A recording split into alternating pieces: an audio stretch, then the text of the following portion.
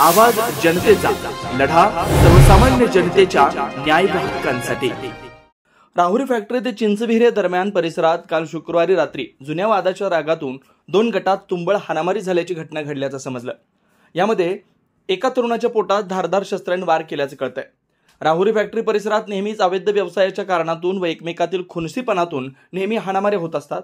काल रात्रीच्या दरम्यान जुन्या भांडणाच्या कारणावरून दोन गटात तुफान हाणामारी होऊन चिंचोली फाटा येथील लोंढे नामक तरुणाच्या पोटात धारदार शस्त्राने वार केल्यानं तो गंभीर जखमी झाला। त्याला उपचारासाठी दाखल करण्यात आल्याचं समजतंय।